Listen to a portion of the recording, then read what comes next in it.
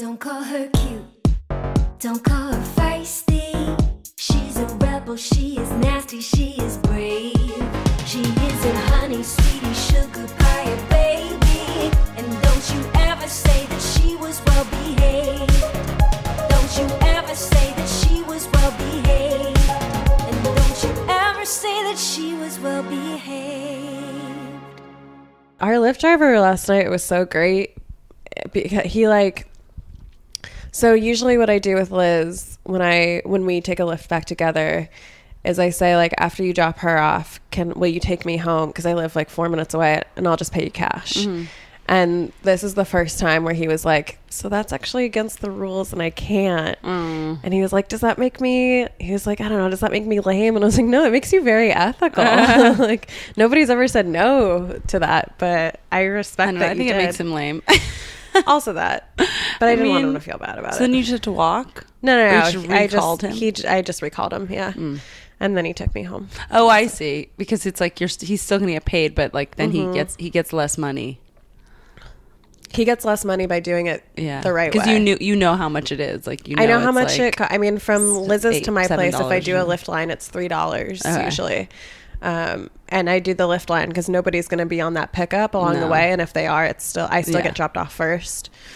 So it just makes the most sense. And I'm just like, I'll give you $5 cash if you just drop me 4 minutes away. It's on your way to wherever you're going next. So I was like, I don't know, I was kind of impressed. Yeah, it was lame, but I was impressed. Well, he's just trying to do his job, you got to take care of those companies. They really have your best interest in heart. Corporate machine. Yeah, a cog in the corporate machine. He is a helpful cog for sure. But he was really nice. I'm sure he was. Oh, the church stopped churching like right when we started talking. That's nice of them. Church is gonna church. I just realized. Ballow's gonna ball. Last night, that's the Feeling on Your Booty song. I was singing that last night to Shaki, and he was like, I feel like that's an R. Kelly song. And I was like, oh man, I bet it is. And then I looked it up. And it was. And it is, but I watched the music video. Well, good. Again, you got to give him those views. You got to give him that ad money. He really needs it. I know. You're a cog in the R. Kelly machine. I know. I would never pay for something, but that song is so silly and fun. I know. A lot of his songs are very silly. His existence is silly because he can do whatever he wants and there's no consequences. I'm trapped in my mansion. Talia, last night we did all female reboot and we took Oscars. We took on the Oscars. Oh, sorry. Yeah. Yeah, no, that's okay. This is a duo. Okay. I was like, we talked together. That's the important part. And we did an award for the best original apology, and when we included R. Kelly, and Talia Robinson came out and just goes, I'm trapped in my mansion. Oh man, that was so fun. And you were so good. Your drunk girl is Thank you so much. Honestly, it's the dream I was it's a role I was born to play. It's the dream I was born to play. It is also a dream. Speaking of drunk girl, I was a drunk girl for a week in New Orleans. Tell me about New Orleans. It was so good. I saw your pictures. They looked amazing. Hot pics. Looked like cotton candy. Thank you so much. There's a lot of, I'll show you a slutty one that I'm like debating if I should post. I'm going to just post it. Whatever. Like, absolutely. I'm not going to look this good. I mean, this is it's all downhill from here is really the point. But I kind of was wearing this very slutty bathing suit that I got off Amazon that like, I'm in a different beauty group that is I'm in many like women beauty groups, but this one is like very big, and I was added to it by a friend of Louis and I's in Los Angeles who's like very hip and cool and like very fashionable. How many members are we talking? We're talking like thousands. Oh wow. Yeah, okay. It's very big. I'll add you if you want. It's okay. Okay. It's a lot, but it's beauty. It's called the Beauty Style and Friendship Club.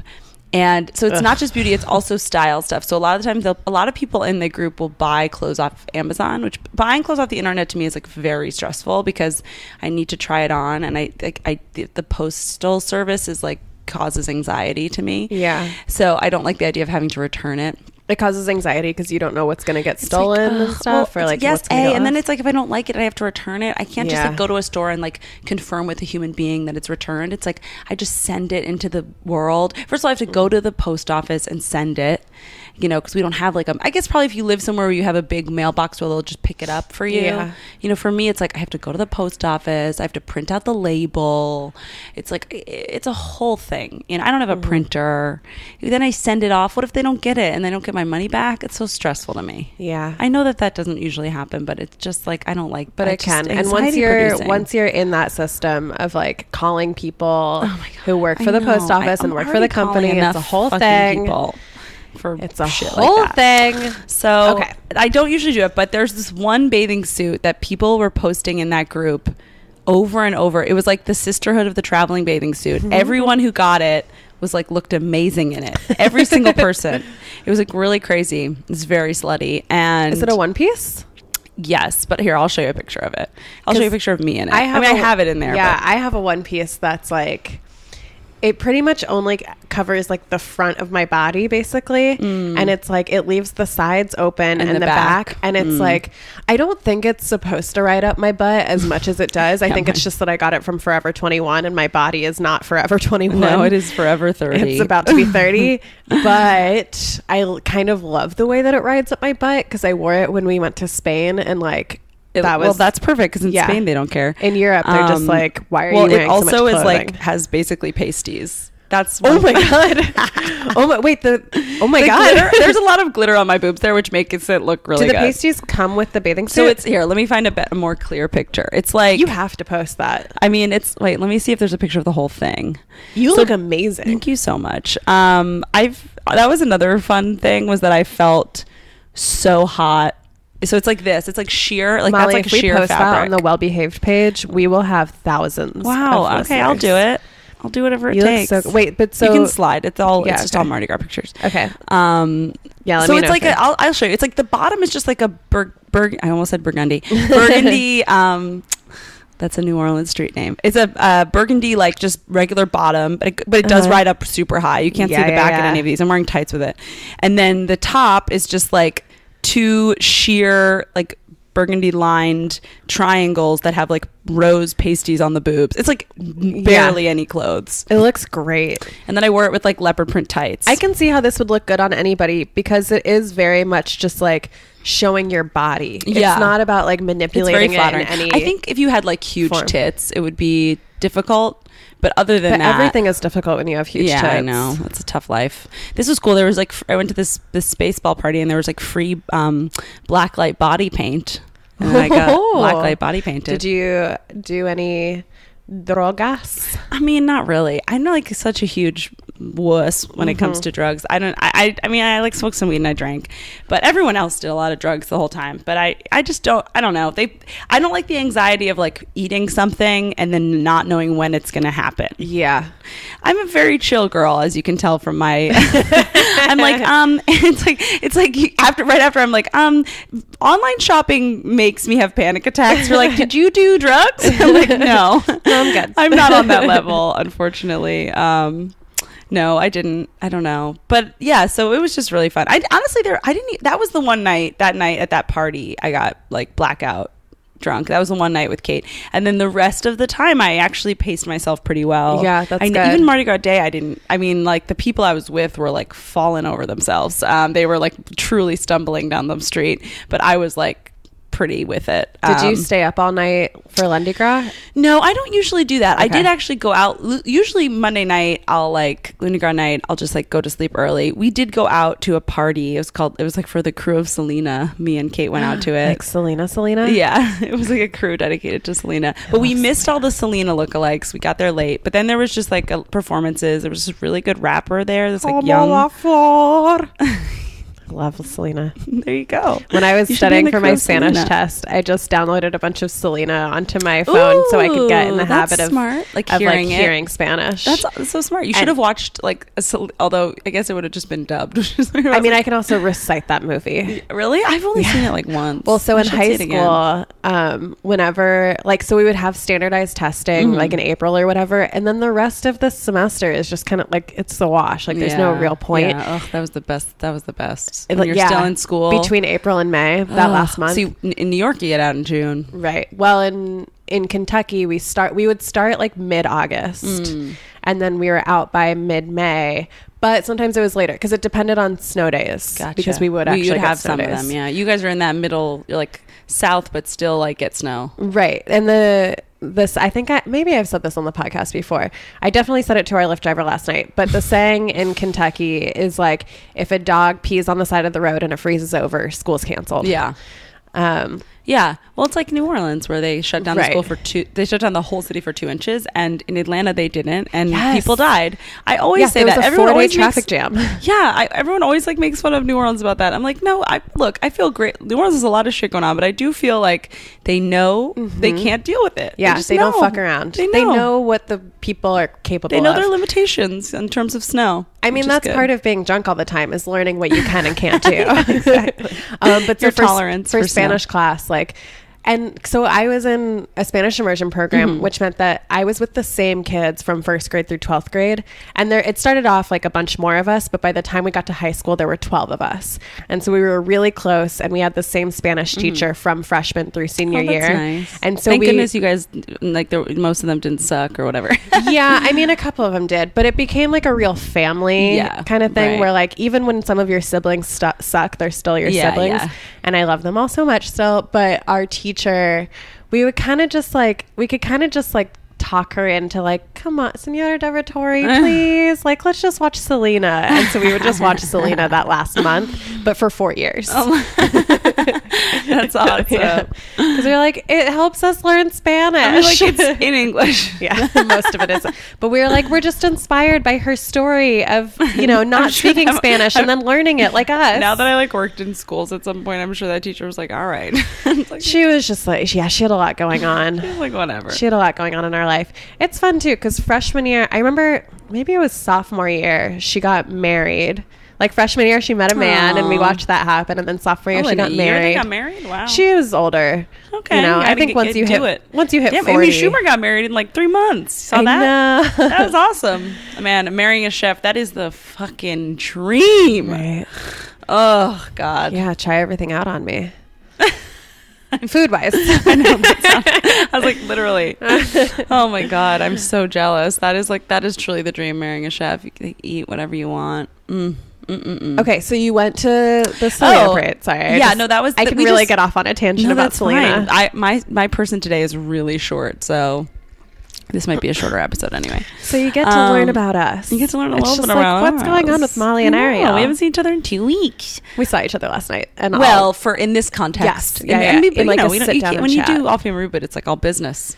Yeah. All business reboot. I was thinking also, because after rehearsals, I always just like to like replay like sort of like what the sketches were and like what new like jokes we came up with.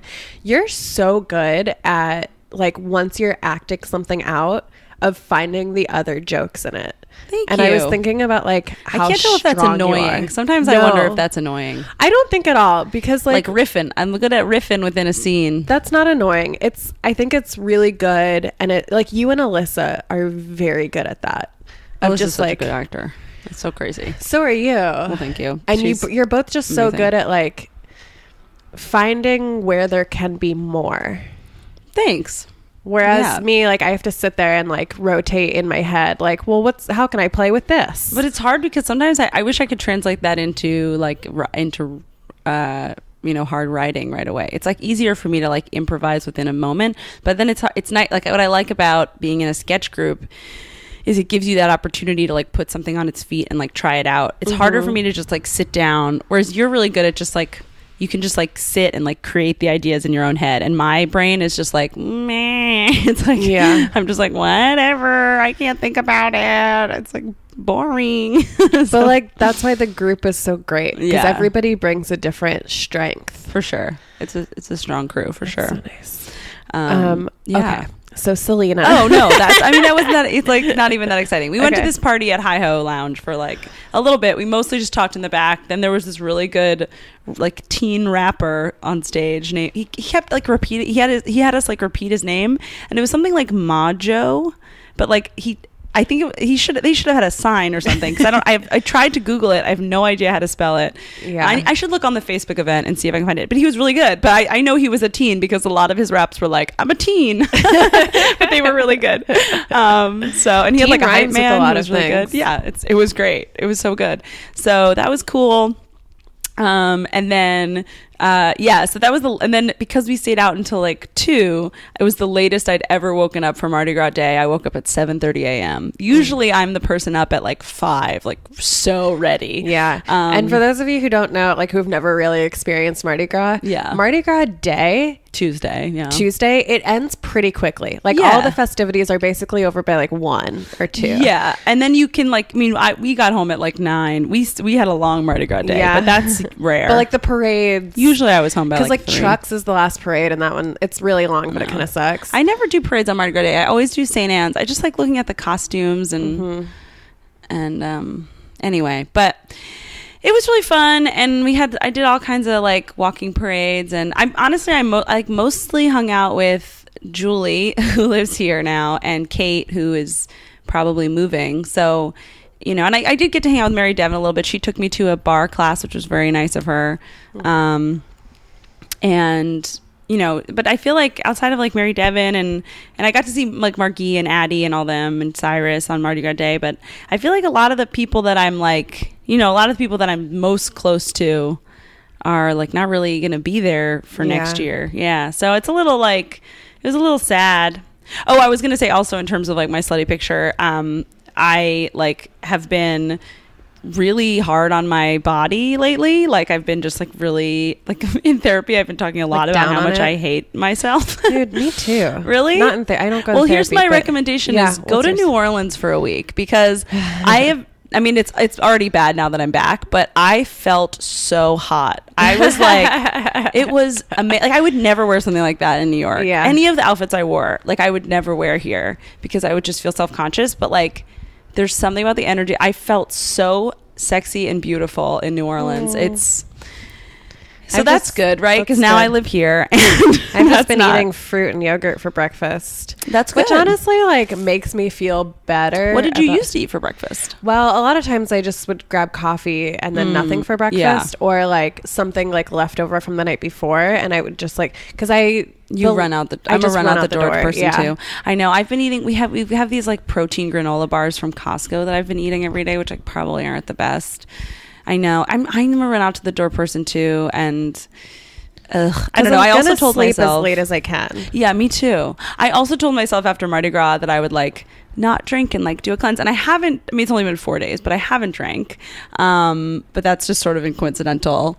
But I also, like, the first day I got back, I like had 2 salads, and then every day since then I've like had pizza. I'm like, all right, well, yeah. This morning I said I was gonna have fruit. I think like Shaki was like, I don't know what to have for breakfast, and I was like, well, we have all this fruit. And then I went and walked Bamford and came back, and he had made like a plate of like eggs, avocado, oh my God, and some like potatoes. But that's still pretty healthy. Well, and like a slice of mozzarella cheese, and I was like, he was like, I just made this for me. I didn't make you one because you said you wanted fruit. And I was like, no, I want that. And he was like, all right, take that plate. I'll make another one. Awesome. And he was like, I thought you wanted fruit. And I was like, no, I was saying you could have fruit because you didn't know what you wanted for breakfast. But if you're gonna, I didn't know that this was an option. I didn't know you were going to be making a feast. If this is an option, I want this. Yeah, this is better. This is so much better. That sounds awesome. I had to my parents, got delivered some like fancy almond milk to their house, but they don't drink it. My brother, who's living there now, is allergic, so no one was drinking it. He's allergic to almond milk? He's allergic to nuts and seeds. Oh, that's right. But anyway, so I got it, and it's like very expensive almond milk. So I was like, I'll take it. And then I had it at the house, and I just bought like some Honey Nut Cheerios. So I've been eating Honey Nut Cheerios with fancy almond milk, and it's been really good. Really? But that's not really like a healthy breakfast. I need to figure out a healthy option. It's hard. It's hard to do a fast healthy. I think it's like probably you need to prepare it in advance. I don't know. Yeah, it's hard to do fast, economically feasible. Yeah. I mean, that I guess I would be like the one. I mean, it feels like you have to tick off some of the things, but I think more than that, it's like for breakfast, you pretty much just have to like make it in advance or something. Yeah. Speaking of which, I have kind of a breakfasty person. So are you first?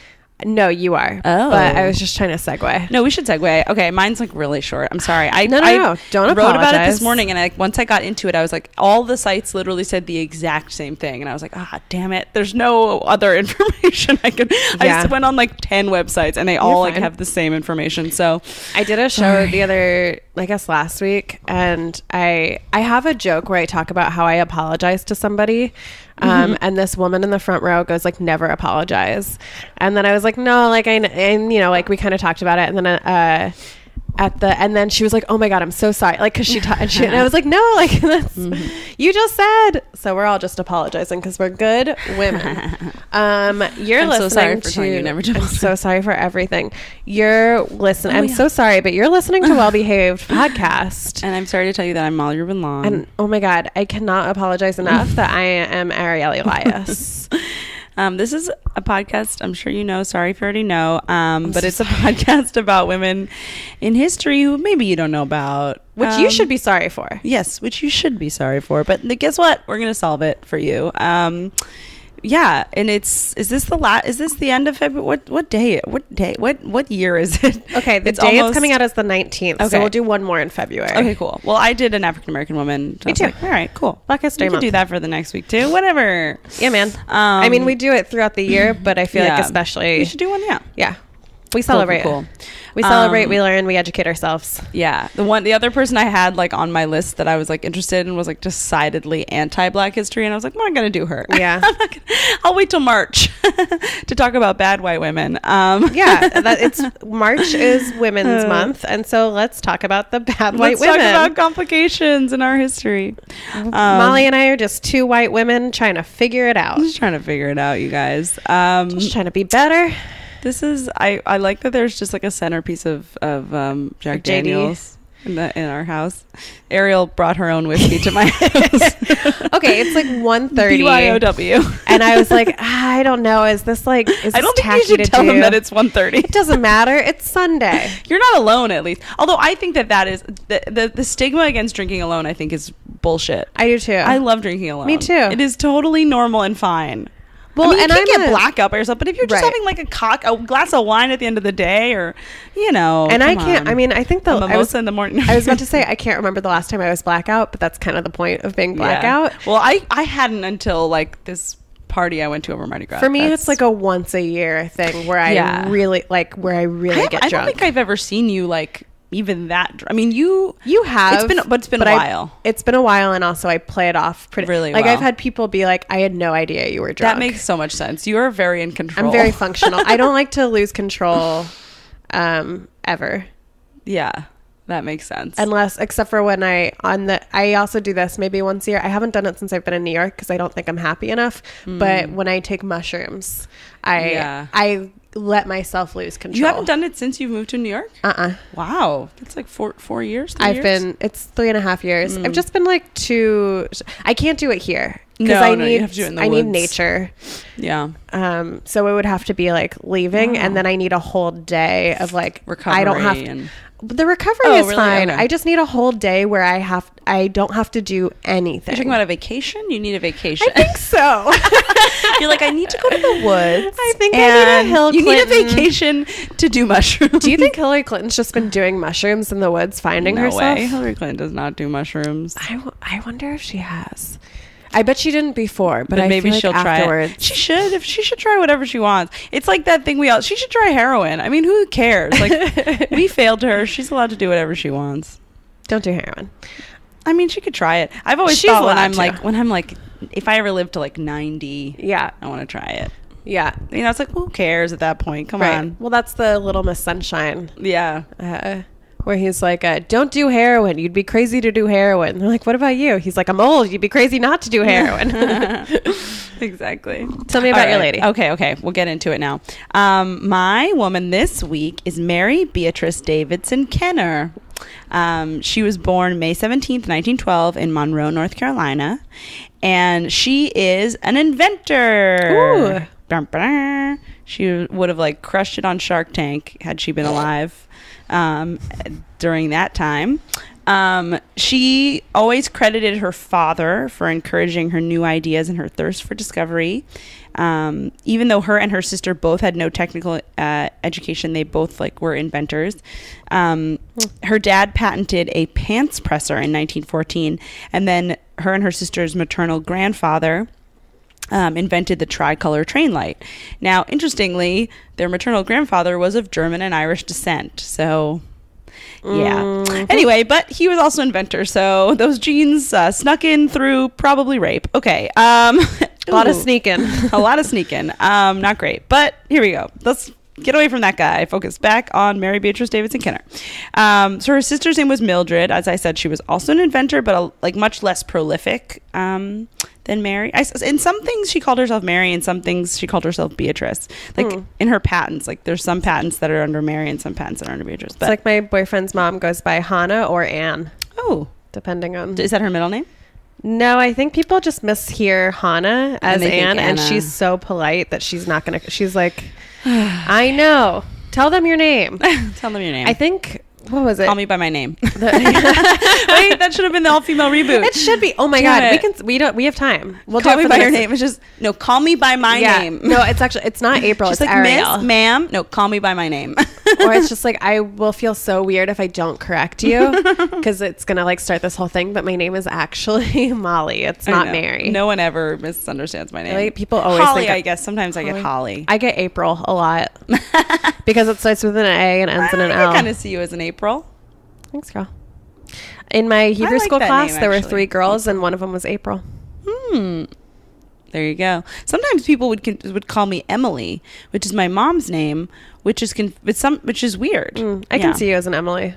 Thank you so much. Anyway, so so the sister Mildred was, like I said, inventor but less prolific. She was diagnosed with multiple sclerosis as a young woman. So that kind of lessened her activities. But while she was incapacitated with the illness, she invented a board game about family ties called Family Tree-dition. Like a family tree edition. I think the game, from what I can understand, it was it would had little cardboard cards, and you would and it helped teach kids how you're related to different family members. Oh, so which grandparent raped which? Exactly. More like a learning game. So it's this is your second cousin by rape. Second cousin 3 times rape. Perfect. This is so sorry, guys. I'm sorry. Trigger warning. American history. I mean, I don't know what to say. That's what it is. But none of the million sites I saw that reference her German Irish grandparent were what? Oh, we can talk about website sources when I get to mine too. Yeah. Of what they will and won't mention. Yeah. Ugh. Anyway, I mean, I guess there's how you can't. Who knows? I mean, who knows? But chances are good that she's born in 1912. Her grandfather was from early 1800s, right? So because at the very least, even if it's totally consensual, quote unquote consensual, right, there's still a power dynamic. The other one, and that's not chill. Then it can't be consensual, right? Exactly. It's an Orange is the New Black. Right. The inmate who has sex with the guard. Yeah. Even though it's quote unquote, it's Okay. Anyway, so Mary, on the other hand, unlike her sister, invented many things. She secured 5 patents in her lifetime between 1956 and 1987. And the one that she's sort of most famous for inventing is she patented an early design of the sanitary napkin and belt with a moisture-proof napkin pocket. Oh. So she's one of the creators of the modern pad basically. Now this history is a little confusing because then I tried to sort of zoom out and look at the history of menstrual pads in general. Yeah. And her name doesn't really come up in those larger histories, no surprise. But also the invention of the actual sanitary belt came before. So she patented it in 1956, but she had invented it 30 years earlier, so in the 20s. Mm-hmm. so that it had already existed like in the world, but I think her patent, I tried to read the patent and like, God help us all. No. I mean, I don't know what the hell it was talking about. I'm going to read another one of her inventions. The patent's like really funny. But so I couldn't really, but I think it was just like an improved version. It was like more comfortable, more well-fitting, but it was like one of the major ones. And so she invented it 30 years earlier, but she only patented it in 1956 because when she tried to shop it around, like the idea of feminine products was still too taboo, and she the first company that was interested in buying her design rejected it once they found out she was an African American woman. So that's chill. Do you know what women used before that? Yeah, so that's what I was trying to look into. So basically, like in ancient times, it was like a lot of like tent, grass. right? Well, there was the tent. Yeah, some people had the tent. There was also a lot of like grass or like wool or like that kind of thing. Just like kind of just whatever. And then there was a long period of time where women just used like a rag, which was like not sanitary on the rag. That's where it comes from. Yeah, yeah. So that's where that comes from. But then there was also a period of time in Europe in like from like around 1700 to 1900 where women just bled onto their clothes. Hell, and they would not wash their clothes for like 6 days. Okay, so they not would just that have part, like, but let's go back to just like you can see it all. Yes and no. I mean, it's not very sanitary. I mean, it is like, you know, it is a bodily. It's uncomfortable and unsanitary. Well, so I don't know that it would be that comfortable. But that was it. So, but because of like the rag situation or the free bleeding or whatever they were doing, basically it meant that like for a long time it was very difficult for women to leave the house while they had their period, even up until like.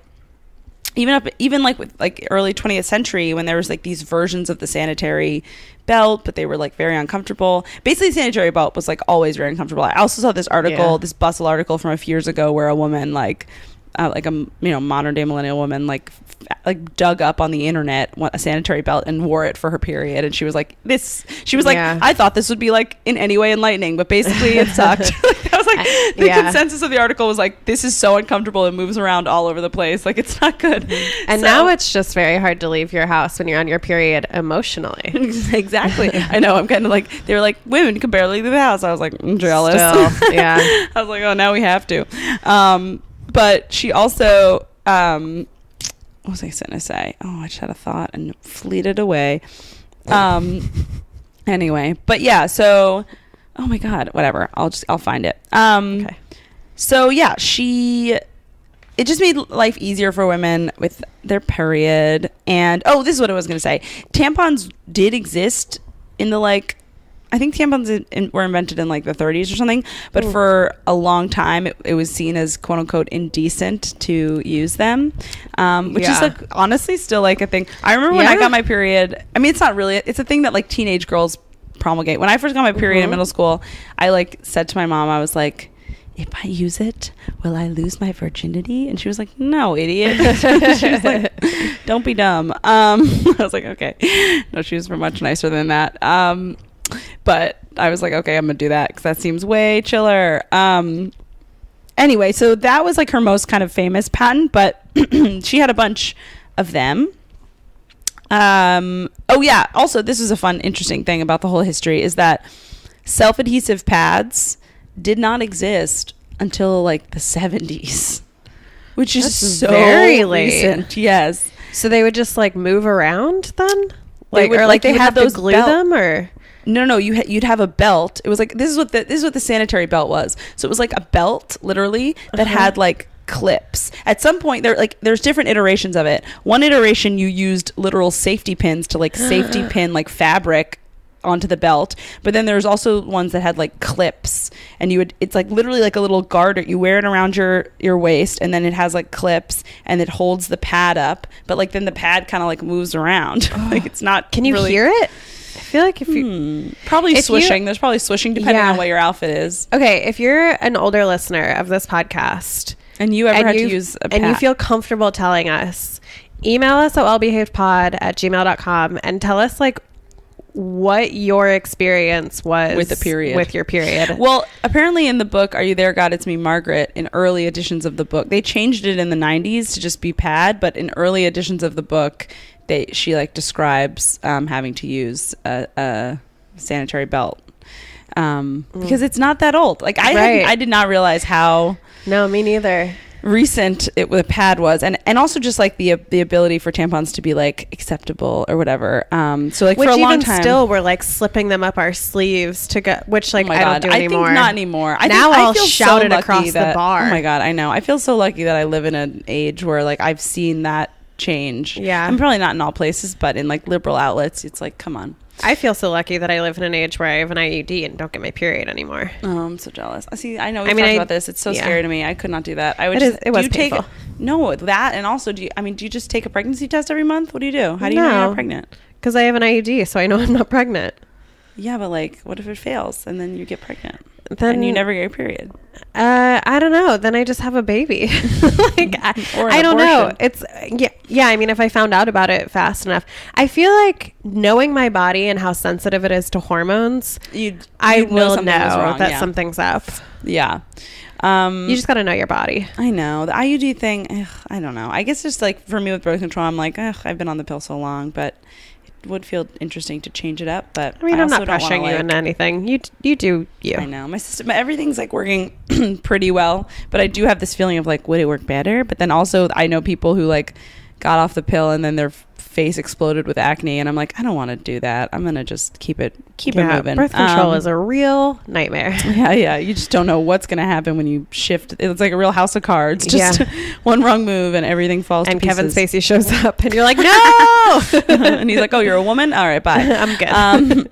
Anyway, so that's her big invention. But she had a lot of other cool ones. In 1982, she patented the bathroom tissue holder, which is basically just a toilet paper holder that has like it like keeps the end of the toilet paper kind of like propped up so that you can like use it. It's actually like a very common thing. But I just want to read like the beginning of this patent for a bathroom tissue holder because it's really funny to me. A holder for retaining the free or loose end of a roll of bathroom tissue or toilet paper in accessible position, spaced away from the periphery of the bathroom tissue or toilet paper roll. The holder is generally of U-shaped configuration with a pair of generally parallel legs terminating in hook-shaped components for engagement. Okay, anyway, I'm not going to keep going, but I love that that's funny to you. Really, it's just they're talking about toilet paper, as if it's like it's like so scientific to me. I think that's really funny to talk about. Like, it's just like using such flowery like technical language for like poop paper. Yeah. It's so stupid to me. Poop paper actually sounds better than toilet paper. Poop paper. I know people don't like the word poop. I do, but no one else does. I like it too. All right, and then in 1986 she invented shit wipes. Oh god. No, that's too far. See, it makes poop sound better. Poop paper. In 1982 she patented the toilet paper. Oh no, I said that one. In 1986 she patented a mounted back washer that like mounts in your shower and like you wash your back. And then she also patented a carrier attachment for an invalid walker. So like an attachment that you use for a walker. The whole time she was working, she was inventing this. She was working as a florist, owning her own floral business in the DC area. Oh, wow. And her and her sister both always said that they never wanted to get rich off of their inventions. They just wanted to make people's lives easier. And she died January 13th, 2006. Oh, wow. Yeah. Wow. I couldn't even find an obituary, which is crazy. Huh. Yeah, 2006. I don't know. I really was searching around, but I'll say the sources. Yeah. I mean, the sources that I pretty much used, but a lot of them were really the same. But blackven.com, blackamericaweb.com, and atlantablackstar.com. And can you say your name one more time? Mary Beatrice Davidson Kenner. Great. Or Mary Kenner, I guess you could. If you Google that, you'll find her. All right. Excuse me. That is dedicated that a whiskey burp? to toilet paper. That's the wrong end for toilet paper. All right. So my woman. Okay. So basically this is like the story of a famous image and the not so famous woman behind it. Cool. So in 1889, Charles Underwood and Chris Rutt, just two dudes. Chris Rutt was the church is back. Okay. I can close the window. Okay, yeah. Yeah, I'll pause it real quick. Okay. That's better. They just have the spirit. Okay, so Chris Rutt was a newspaper man Newspaperman. It's one word, newspaperman. And so Charles and Chris come up with this idea for a pancake mix where it's like no more flour and the baking powder. Do you know who it is? Is it Aunt Jemima? Yeah, it's Aunt Jemima, but the woman behind Aunt Jemima. Wow. Women, really, but like focusing on one. So like, yeah, before it was like flour and baking powder and salt and all this bullshit. And they're just like, no more. It's the 19th fucking century. We need like a self-rising pancake mix. Tell them. You know, there are a lot of issues plaguing us in yes, the 1800s. We can. Yes, we can. Rise up. We're going to rise up and make pancakes. Si se pancakes. So they're like, this is great. Yes. We've come up with it. How can we make it problematic? Perfect. Because it's the 19th fucking century. So one day, Chris, our newspaperman, is at a minstrel show. As you do. And out walks a performer in blackface. As they do. Wearing an apron and a bandana, singing a song called Aunt Jemima. It's like very catchy. And he's like, oh my God, that's it. Like light bulb. That's the perfect racist tone that we're going for over at Aunt Jemima Pancakes. So they name their company Aunt Jemima, they trademark it, and then they go broke like immediately, which is kind of nice. But a spoiler from history, I know that it comes back. It comes back a year later. It's the end of. You're like, that's it. Yeah, we're in an alternate universe where that was the end. Think about alternate universes so much. Alternate universi?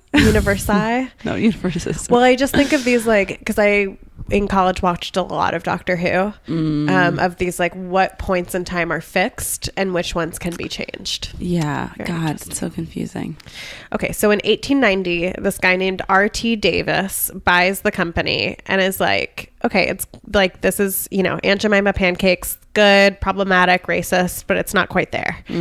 So he decides that they need a real Aunt Jemima to be the spokesperson. And this is where we meet our girl, Nancy Green.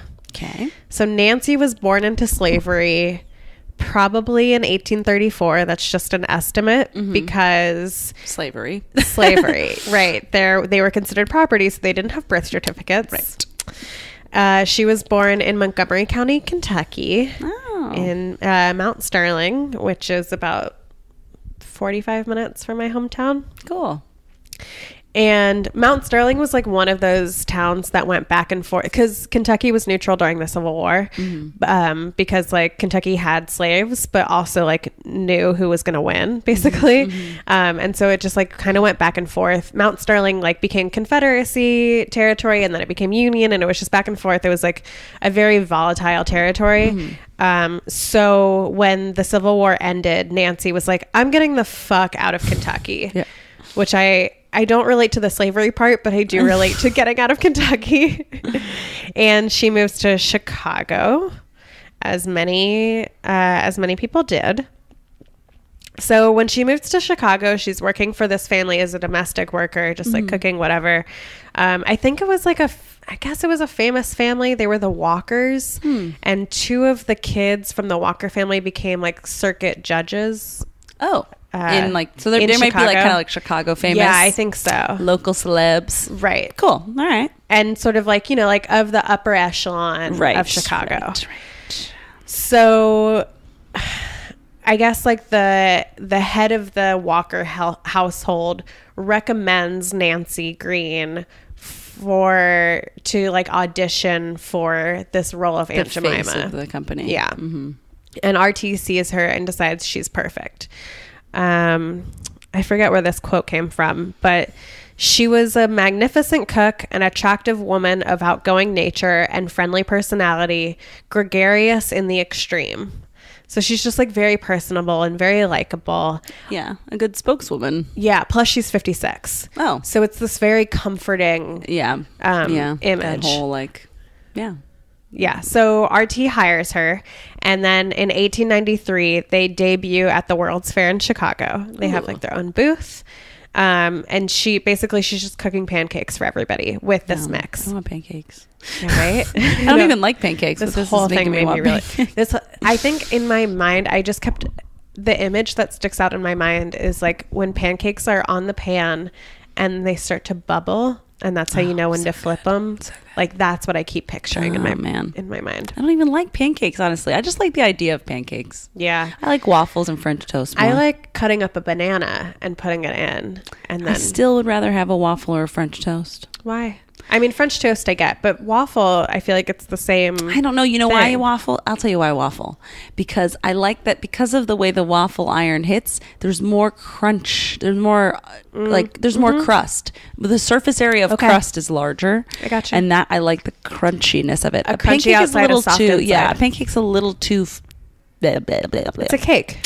But I love cake. But the pancake is a little it's just too soft. It's all too soft with nothing else to add to it, you know. Yeah, I've been watching a lot of Top Chef and I know that you need a diversity of textures. Yes, there's no diversity of texture in a pancake to me. I think a waffle has a little bit more. I think you're right. That's and so does French toast. Yep. You're totally right. Wow, I'm a chef. Oh my God. Shaggy, I am trying to make this a joke, so full disclosure, and like I don't want to be obnoxious. Wow. But I know. But like Shaggy and I were talking one night, and we were like, I had makeup on. I wiped my face. Oh no, I'll fix it later. You can't tell. Okay, thanks. Okay, wait, look at me real quick.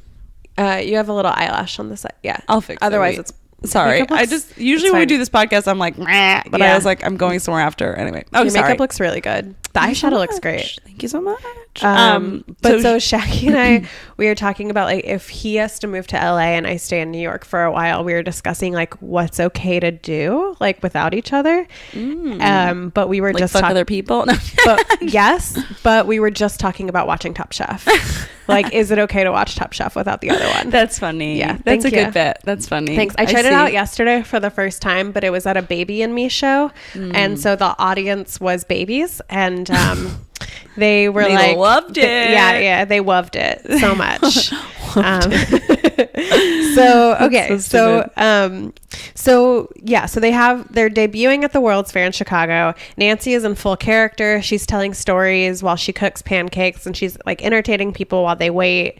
And she's playing on this nostalgia, which like harkens back to a time when the woman cooking for you was an enslaved person. Like this is part of why the image of Aunt Jemima is so problematic, is because like it's not just this idea of like a friendly black lady, right? It's a friendly black slave, right? Yeah, and that's like why it's so racist. Yeah. Also, a lot of her stories were from her own childhood in slavery, but those were mixed with the stories that these white men in advertising wrote. Oh wait, so she would go around and tell stories? She would tell stories while she was cooking pancakes for people. I see. Okay, sorry, and it was this idea of like some of the articles that I read were like she loved telling stories about her like time in slavery, and it was like she did not. No, she did not. I mean, and it's like maybe she did just because like you like to tell stories, but it's like, I mean, that's a weird turn. It's like those were the stories of her childhood, but that's like, I don't know. It's like this. It's weird. When I was in 5th grade, we had a Holocaust survivor come and talk to us, and she went around to all the schools. Her name was Emily Zakelli. She was like a member of our synagogue. Her granddaughter was my art teacher. She was like famous in Lexington for going around and talking to schools. It's not that she loved talking about the Holocaust. Right. She just felt that it was important to tell those stories. Well, it's so interesting. You know what's so interesting about that, I wonder, is that the way in which we view the Holocaust, like during our childhood, especially within a Jewish community, is so different than the way that like post-Civil War America viewed slavery, like after it, like, you know what I mean? It's like interesting because it's like, well, I wonder if she was given the space to reflect on the fact to even be like, to realize like just quite how fucked up it was, or if people had just normalized it to her to the fact that she was like, oh well, I guess I'll tell these stories because it's like making me money, or you know what I mean? Like I think for her it was a combination. I think it was probably different for a lot of people, but it does talk to something which I think we've talked about before when Louis and I went to the like slavery museum in Louisiana. It's like the only plantation that's dedicated to the the lives of slaves or whatever, and it just was like it was pretty well done, but it was like it did kind of like pale in comparison to like all the Holocaust things we've ever been to, and it was like it definitely had this feeling of like why can't we make and Louis was saying, comparing it also to the Holocaust memorials in Germany that he had been to, which I had never been to, but it's like, why can't we as a country, like, I don't know, it just seemed a little bit sanitized, and like there's just we don't like the reality of it is so distant from most people. It's very weird. Like I don't know why we can't make that for most white people. Yes, excuse me. Yes, 100%. But 100%. But I just wonder if like if the moments right after it, the historical moments right after it, if that like distancing was so much stronger that like I wonder if she felt that distancing. I mean, I guess we could never know. Well, yeah, I think she probably did, because if you look at it, like right after the Civil War was Reconstruction, from like the 1870s to the mid 1880s, which was this attempt to reckon with and it what it did. But we're talking 1893, which is when we see Jim Crow starting to come back in as a reaction to Jim. It's like like what's that HBO show? The new one that's going to come out, or maybe it's the Showtime one. I don't remember. What the Game of Thrones guys who are doing the like? Yes, what about if the Confederacy had won? What if the Confederacy had won? And people were saying, how is this different from Man in the High Castle, which is like, what if the Nazis had won? Yeah. And the difference is that people have reckoned with the horrors of the Holocaust, right? In a way that we have not reckoned. Literally, with people are like, there's literally people who are like, get over it. There's not a lot of people. Right. Well, I guess there's some people that tell Jews to get over it, but they're the minority. They're the minority, the bad guys. Right? Whereas that's not 100% true in this country. So, anyway, yeah. Sorry to interrupt you, but it's an interesting question to me, because I wish we could like ask her. I wish I could talk to this woman and ask her like, what were you feeling telling these stories? Were you feeling like, well, this is just something I have to do, like whatever, it's an opportunity? Or was she feeling like super torn up about it? Or was she like, well, whatever, spin a, I mean, I don't know. It's like, I could see it going all these different ways. I just wonder how she felt about it. And if you've been exploited your whole life. Right. It's kind of like what you're used to maybe, but I wonder, at least you're being compensated. Yeah. And probably in retrospect, she would, think, oh yeah, that was pretty fucked up. But it's just interesting to know. I wish I knew how she felt about it. She has no responsibility for this. You know what I mean? Yeah. And not to say that she's not capable doesn't have agency of whatever. But it's like, it's not on her to turn down a job. No, God no. I mean, look, that still happens today. It's like, it's like Octavia Spencer, all they give her are these like roles. It's like, she's not going to not take these roles. She's good at it, but she also is starting to be like, hey, I wish I could do something else. Like, isn't her and Melissa McCarthy are starring in a like comedy together? I think. I'm pretty sure I read that. Maybe I'm making that up. But that's going to be so good. There's going to be like normal women in a comedy. Like, she's not going to be like just a servant in the 50s or whatever. Like, so. Or like the sidekick. Yeah. person. Yeah. Well, it's like, and I forget who the actress she was. There was like a white actress who ended up advocating on behalf of Octavia Spencer to be like, we are getting the same, like, you're going to pay us the same. Julian, no, I forget who it is, but the reason why that came about was because Octavia Spencer was like, the white actress was like, ugh, like, isn't it crazy how they pay men so much more than us? And Octavia Spencer was like, well, there's also disparity between what they pay white women and black women. And the actress was like, wait, what? And Octavia Spencer was like, yeah, here. And like, that's, like, it's not, like, that is her taking agency, right? Like, it's not by saying no to roles. It's saying like, here's what the truth of things are. Right. So it's hard, because it's like, it's like, well, your principles and your bank account don't always align, but there's little things you can do within that. So I don't know. I just, obviously there's so many of these women I wish we could talk to, but especially since this is a perspective I, cannot personally, understand. I just, it would be so interesting to know how she felt about that. But anyway, so they said, some article said she loved to tell stories, and there's probably some version of that that's true, but whatever. And also, like, yes, and so some of the stories that she was telling were written by these white men in advertising who were trying to romanticize slavery. Right. But again, it's a paycheck. So this woman who wrote a book named Kimberly Wallace Sanders said, Aunt Jemima was created to celebrate state-of-the-art technology through a pancake mix. She did not celebrate the promise of post-emancipation progress for African Americans. Aunt Jemima's freedom was negated in this role because of the character's persona as a plantation slave, not a free black woman employed as a domestic. Right. An African American woman pretending to be a slave was pivotal to the trademark's commercial achievement in 1893. Its success revolved around the fantasy of returning a black woman to a sanitized version of slavery. Yeah. The Aunt Jemima character involved a regression of race relations, which, like, again, is Jim Crow. Right, is that period. And her character helped usher in a prominent resurgence of the, quote, happy slave mythology of the antebellum South, which I remember learning about in high school. And I will give it to I think, like, I had a lot of really good high school teachers, history and otherwise, but I didn't have a lot of great high school, like, textbooks because they were Kentucky, whatever.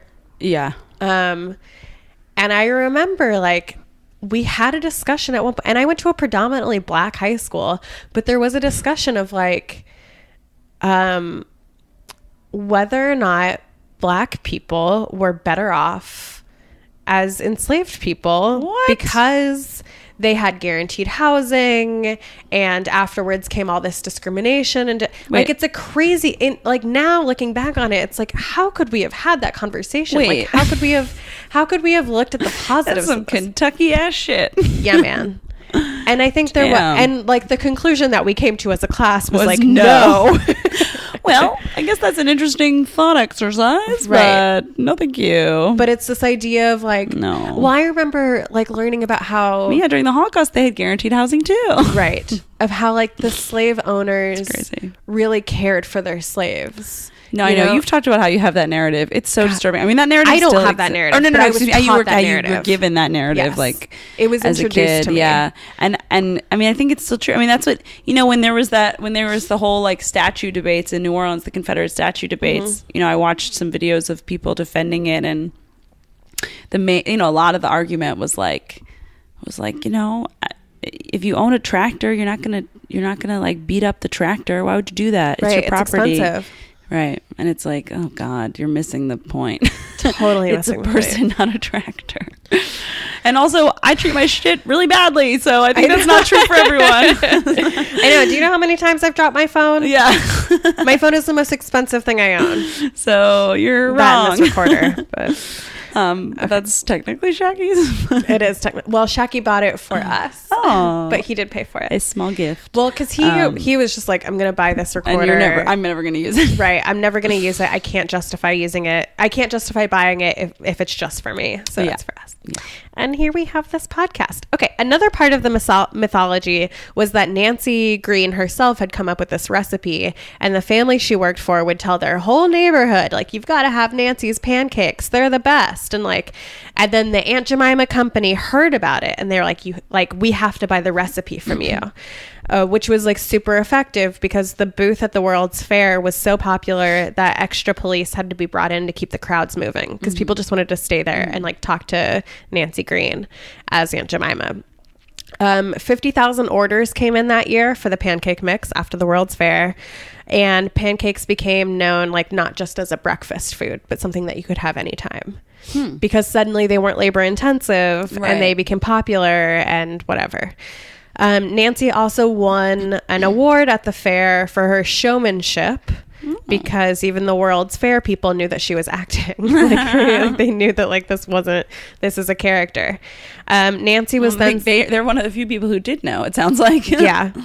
Nancy was then signed to a lifetime contract, which she honored until her death. Did it pay well? Do you know? I don't know. I couldn't find anything about the payment, but I think so. I think it paid enough. Probably better than like, you know, housekeeping. Right. Well, just based on probably what not she fair. ends up, it's probably like wasn't fair to what she should have gotten paid, but totally. Well, and all that comes in later. So Nancy Green became the advertising world's first living trademark, and she became one of the first Black corporate models in the U.S. Wow.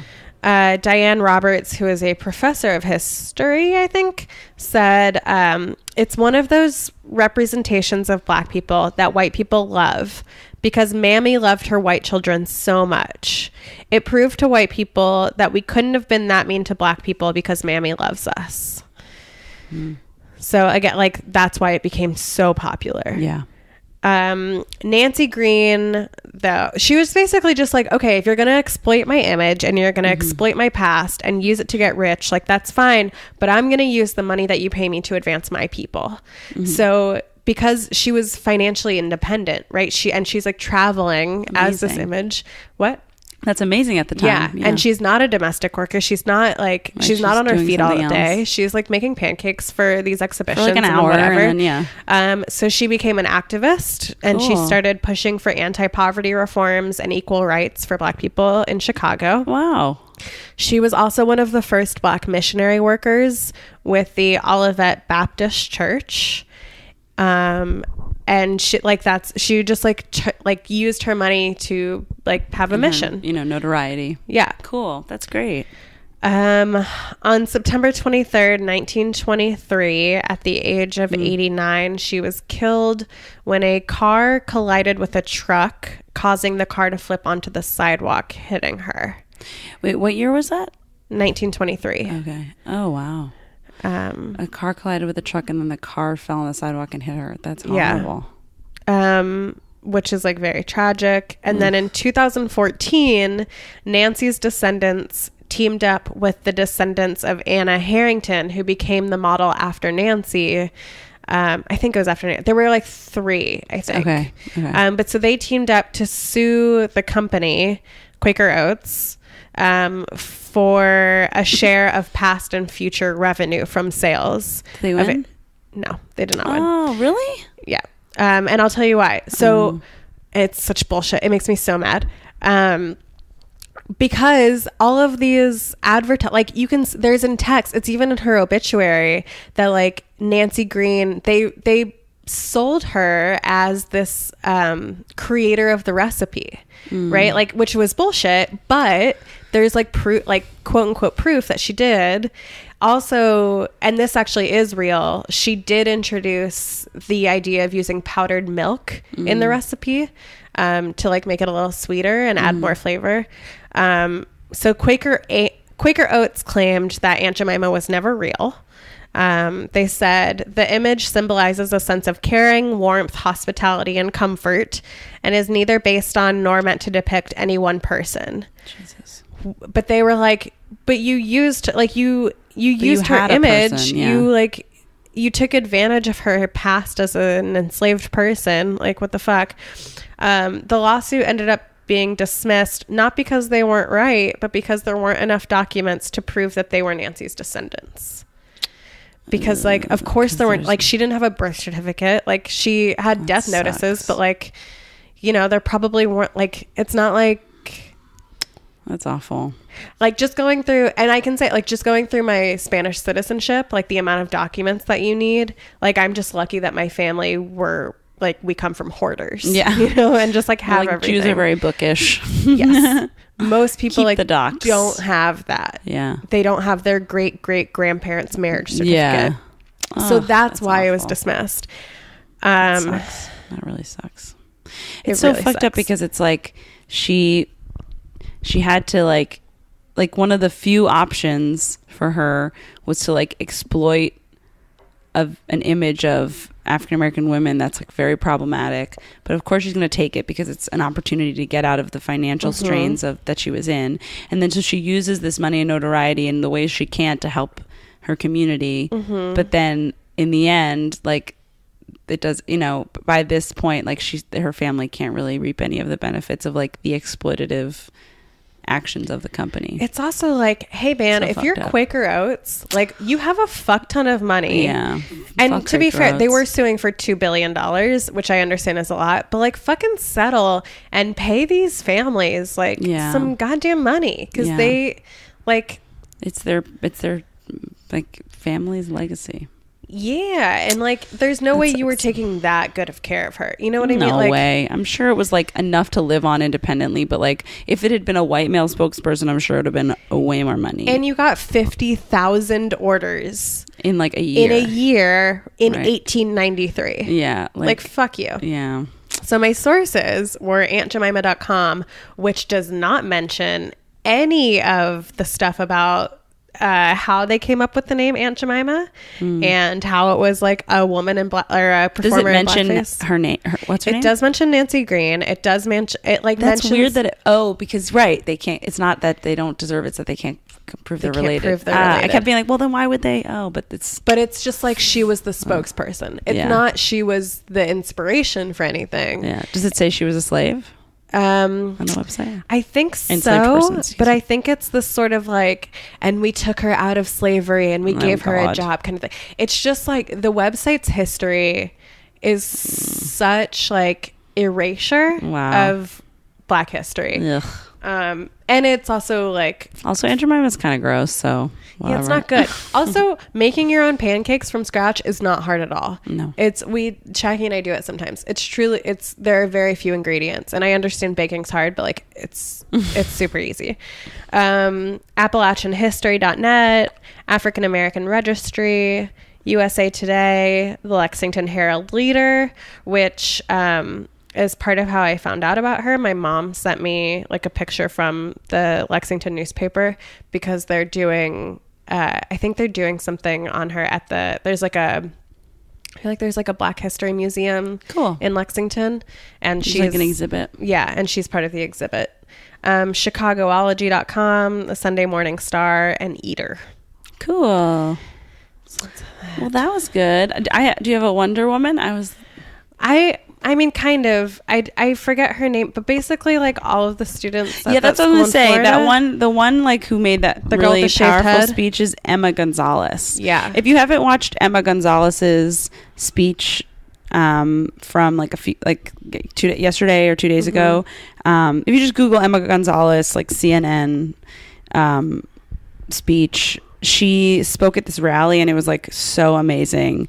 And yeah, it really like gives you hope that the future of our country might be better. Yeah, there is something about this one that feels different. You know what I mean? It does. It feels like, well, it's just coming at a time where we're all like, no fucking way, you know? Well, and so like, I hate that this even like occurred to me, but like so the shooting in Florida, like in particular, like I lost sleep over it in a way that I haven't over other ones because I lost sleep over the Newtown one. That was the one that really fucked me up. This one is horrifying too. The Newtown one, I was teaching in an elementary school at the time, and it was like that one is the one that really fucking ripped me up. But isn't it crazy that we have to say like that one's the one? Yeah. No, it's just the whole thing is so absurd. It's like I don't even know. And I hate that I've become numb to it. Yeah. But like I think because so much of this was like captured on video and these like students are just tweeting it out and they're like very unapologetic about it's amazing like what needs to happen. I like became very captivated and just started I watched all of it. I know. That's what happened to me with Newtown too. I remember that's the one where like I had the day off or something and I was just like I remember I was in bed in New Orleans, like I just watched like every video about it over and over, and it was like that one really fucked me. This one I watched a couple of the videos from inside and I was like, all right, I get it. I watched all of them and I have not slept in 4 days, which is kind of just like I can't imagine. Like it reminded me that this is real and it's not just like a thing that happens or like has to happen. And so like so crazy. Like I don't understand. Why are we at this place? Ugh. And so yeah, like I think there's like those students who are just like, yeah, we like it was like immediately they were just like, here's what has to happen. Yeah. And I don't think that that's really happened before. I mean, there have been people who have advocated, but and it's interesting to hear like the kids from say this. it. Yeah. And like the other kids were too young, and this is the, you know, right. So it's it's really powerful. I mean, I hope it does something. You know, it feels like, how could it possibly? But yeah, but also like I remember the energy that I had when I was 16, 17, and it was like, yeah, I was like relentless. Yeah, that's true. That's like, true. Like I'm tired now, but I think they'll is target all that towards good stuff. Right. Well, so yeah, those are my Wonder Woman. You know, a high note to end on. Oh boy. But I don't know. I just feel like things like might change. I feel like everybody is so engaged now. I know. I think it feels like if it's going to happen at all, like, oh, God, I hope it does now. It does seem possible, whereas before it didn't. But it just is like, yeah, it just means we honestly have to elect Republicans out of office. And you know what? Like, it's frustrating to me when people are like, the government isn't listening. It's like, no, it's one party that's not listening. Like, come on. Right. Like, there's some Democrats, Bernie Sanders, whatever, who's like has loose gun. I mean, he's not as far as, I'm sure he would say, you know, automatic rifles aren't a good idea. But there's some, you know, Democrats who are like, sure, not have come from gun states or whatever.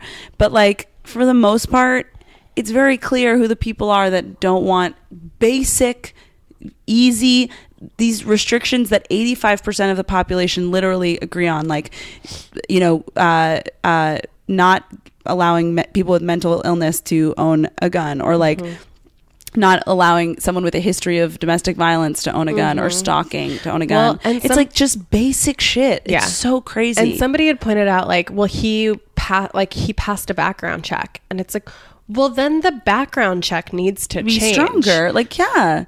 And it's like, yeah. It's just crazy. I feel like like, if you want to own a gun, you should have to have like, okay, to get into college, you need 2 references from teachers. Yeah. You should have to have like, to get a car, you have to take a test. Yeah. You have to take a test. Like, what is happening? That's what's so funny crazy. When people are like, oh, but like, okay, cars are more dangerous. It's like, yeah, you have to get. And it's regulated. Okay. Okay. Do you have dates? Probably not. I don't know. For comedy? Oh, comedy. Okay, I'll tell mine because I have my calendar up. Okay, so today is President's Day. Happy President's Day. Most of them were bad. Whoop, hold on. Most of them were bad. Is what it is. Okay, so on Wednesday the 21st, I will be at the Fat Black Pussycat at 8:00, which that will be fun. And then Thursday the 22nd, I'll be at Pete's Candy Store in Brooklyn. Cool. Friday the 23rd, I'll be at Karma Lounge. I think that's in the East Village. Yeah. And then Saturday the 24th, basically from 6 to 10, I'll be at Stand Up New York. I'm doing their 6, 8, and 10 o'clock shows. So come to that. And then next week on Friday, March 2nd, I will be at Precious at 8:30, which is in Brooklyn. And then I will be at Offside Tavern right after that. And that's what I got. Cool. I don't have anything. Okay. But we will see you next week. And also wait, real quick. Our next all-female reboot is going to be March 17th. St. Patrick's Day. St. Patrick's Day at the Tank Theater, which, like, if you want to do something good for yourself on St. Patrick's Day, come to that show, because we are getting very good at writing sketches and performing them. It's really fun. It's just like it's a treat. It's just like a fun thing, and I love it so much, and I'm happy I'm a part of it. And follow us on Twitter at wellbehavedpod. Email us at wellbehavedpod@gmail.com if you have any suggestions for women who you want us to cover, or if you have stories of your period and what that was like, or if we said anything bad and you need to fix it. Yeah, if you want to, honestly, like, if you kind of want to just like join in the conversation, you have something to add, please do. And keep making history. Yay.